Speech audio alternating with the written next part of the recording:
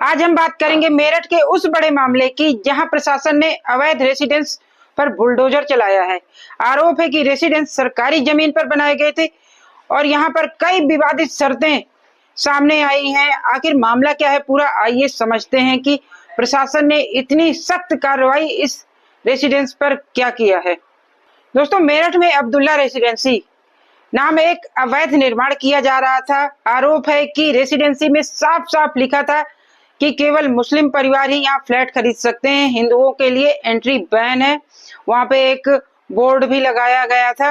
अब जरा सोचिए, अगर भारत में किसी रेसिडेंसी पर लिखा हो कि सिर्फ हिंदू ही यहाँ खरीद सकते हैं, तो ये बुद्धिजीवी और जो वर्ल्ड मीडिया है कितना जल्दी फोकस करती, कितनी बड़ी बड़ी न्यूज बनाने लगती हैं कि अरे भारत में तो बड़े डिस्क्रिमिनेशन हो रहा है, फ्लैट भी ऐसे बेचे जा रहे हैं।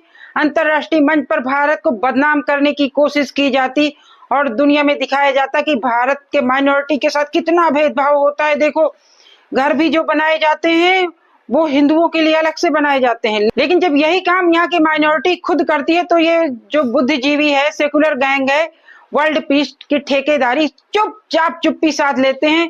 ये दोहरे मापदंड है, सोचने पर मजबूर कर देते हैं। दोस्तों, जो भी लोग निकल रहे थे वहां पे बड़ा सा बोर्ड लगा हुआ था, उसमें लिखा था कि केवल माइनॉरिटी के लिए है, ये मुसलमानों के लिए है।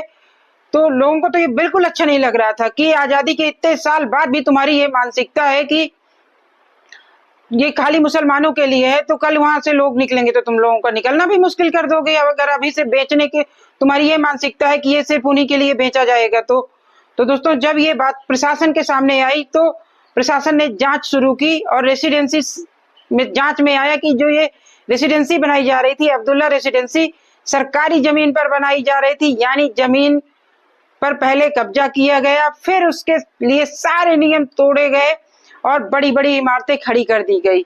यूपी में आपको पता है ना, ये सब करने से पहले पूरे भारत में मिसाल दी जाती है, कहीं पे कुछ होता है तो लोग बोलते हैं हमें योगी जैसा मुख्यमंत्री चाहिए, हमें योगी जैसा मुख्यमंत्री चाहिए। तो दोस्तों, योगी जी की सरकार ने तुरंत एक्शन लिया है। मालिकों के खिलाफ सरकारी जमीन कब्जाने के लिए, सरकारी काम में बाधा डालने के लिए मुकदमे दर्ज किए गए हैं। और इसके बाद प्रशासन ने सरकारी जमीन पर बुलडोजर चलाया है। रेसिडेंसी को जमींदोज कर दिया गया है और सरकारी जमीन को मुक्त करा लिया गया है। योगी आदित्यनाथ की सरकार की पहचान इसी बात से है कि वहां कानून सबके लिए बराबर है। कोई कितना भी ताकतवर हो, अगर सरकारी जमीन पर कब्जा करेगा और कानून तोड़ेगा तो उसके ऊपर कार्रवाई बिल्कुल होगी। मेरठ की अब्दुल्ला रेसिडेंसी का मामला इसका ताजा उदाहरण है। आपको क्या लगता है, दूसरी कम्युनिटी के खिलाफ अगर ऐसी शर्तें लगा दी जाएं जैसे इन्होंने बोर्ड लगा के घर बेचना शुरू कर दिया था, तब ये कैसा रुदाली रोना शुरू करेंगे और बुद्धिजीवी इनका साथ कैसे निभाना शुरू कर देंगे, और कैसे इतनी बड़ी न्यूज को छुपा दिया जाता है। और फिर अगर ऐसा होता ना तो ये जो टीवी पे बैठते हैं बड़े बड़े बुद्धिजीवी मौलाना, वो साल भर पुरानी न्यूज का ऐसे एग्जाम्पल देंगे, देखो वहां पे ऐसे होता है तो इसके लिए भी, और इतनी बड़ी न्यूज होती है, अरे कुछ नहीं, ये फिर रफा दफा करने की कोशिश करते हैं।